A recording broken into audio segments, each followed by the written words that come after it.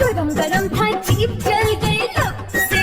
नरम नरम था गरम गरम था जीभ जल गई लब से। बंदर मामा रोते रोते घर को वापस आए। बंदर मामा रोते रोते घर को वापस आए। फेंकी टोपी फेंका जो